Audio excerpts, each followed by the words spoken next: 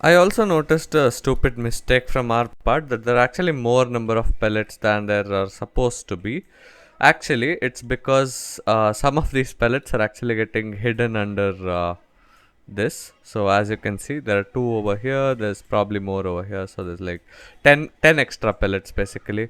So what's happening is when we actually did the sphere trace, so if you, not pellet spawner, so if we actually mark the sphere trace, so if I make this persistent, so you notice that some of these sphere traces are entirely within the box. So that is not something that we want.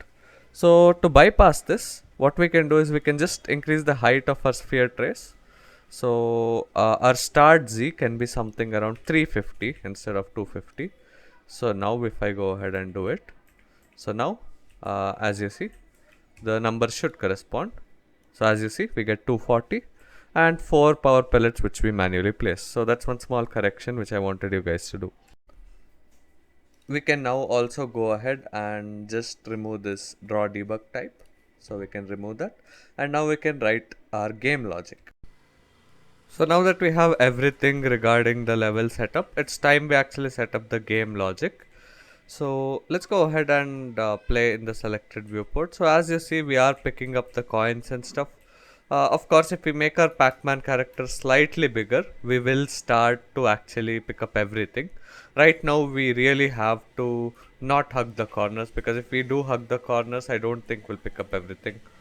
So we can do that a bit later.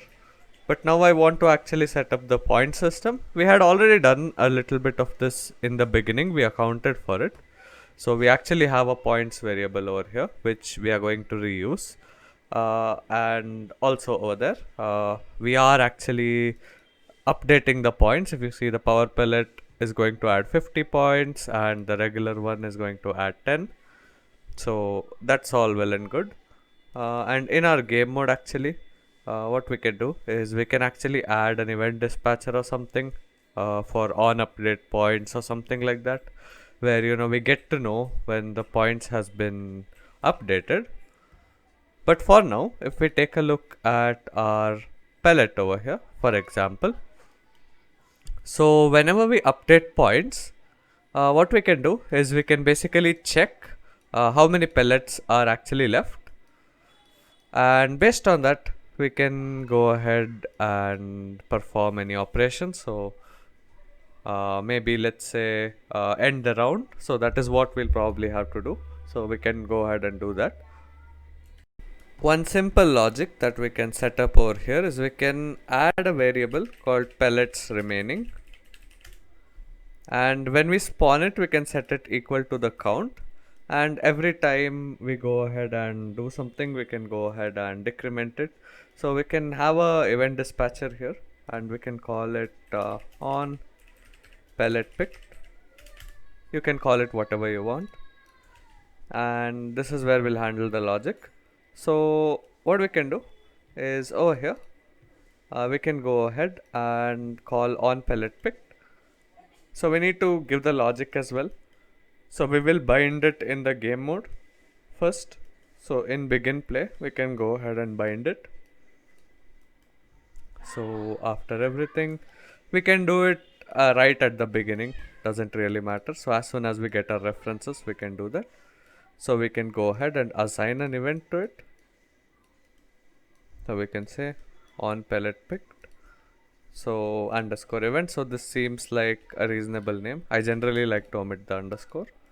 So here what we can do is we can go ahead and decrement the number of pellets. So this is something that we can do. So rest of the logic we can see what to do with that.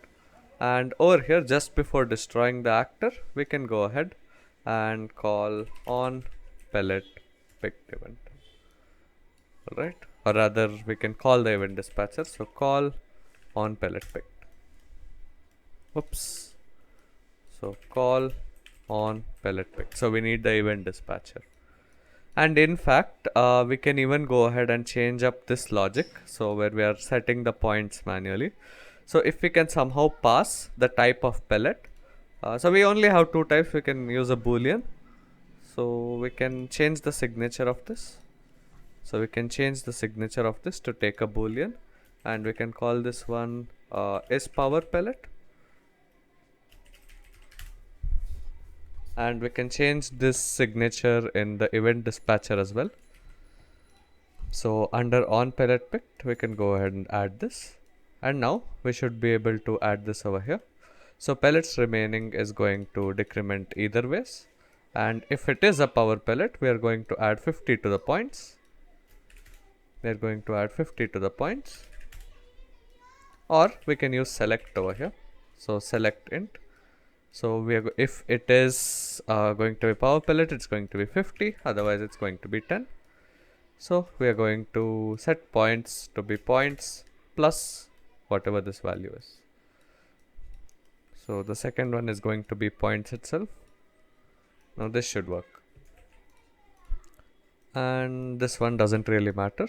Regardless of the condition, we're going to set the points.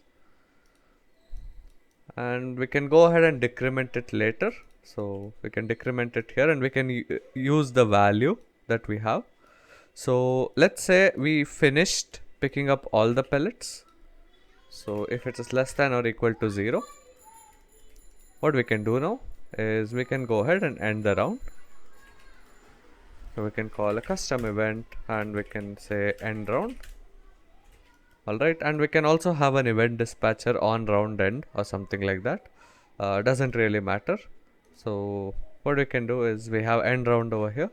We can go ahead and call end round, or we'll just have an event dispatcher. So on end round. So we can call any logic that's required over there itself. So over here, if it's less than or equal to 0, we'll call on end round. So call on end round. So that should be good for now. And we can add a listener as well. So just to keep things clean, I'm going to use this create event node. And we can go ahead and select our on pellet picked event. We'll just move all this stuff a bit down over here. So just to keep things a bit more clean, can organize it. And now we can add our other event dispatchers. So we can assign an event. So on end round event. So we'll call this on self. And we can go ahead and use the same create event function again. And we can go ahead and take on end round. I'm not sure what the arguments are really. So let's compile this. And once we do compile it, we should have this available. So on end round. So it's not really available here. So what we can do is we can create a matching event. So on end round event. And if we require any parameters, we'll adjust the signature a bit later on. Okay. So now we can actually test out the logic. So assuming we actually set it up in the power pellet as well. So over here we can go ahead and we can call on pellet picked, and this over here, so we can call on pellet picked, and is power pellet is going to be true for this. For the other one it was going to be false obviously. So we can remove all this points logic, we can keep it simple. And even in BP pellet as well, so this is going to be false and we don't have to handle any of the points logic. So we can keep the code very minimal. In fact, we could have used inheritance as well. Nonetheless, this is just two classes, and if there's any separate functionality, you can have that. So let's go ahead and test it. So we can print it to just see what's up with this. So in our game mode, we can head in and we can print every time we actually pick up a pellet.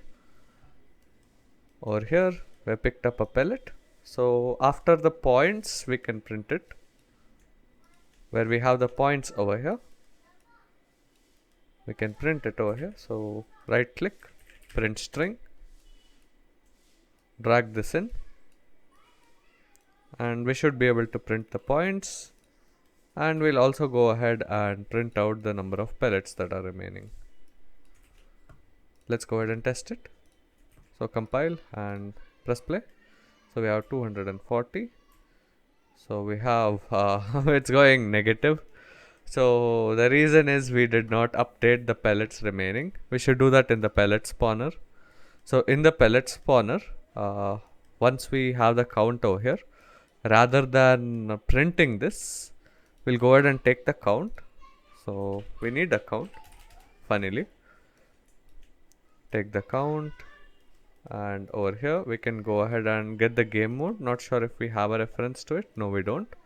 So we can get the game mode and we can just set the value. So we can get game mode and we can cast it to Pacman game mode. So once we have this over here, we can cast it to Pacman game mode. Actually, we don't even need to do it. Basically, it's going to be 244 each time.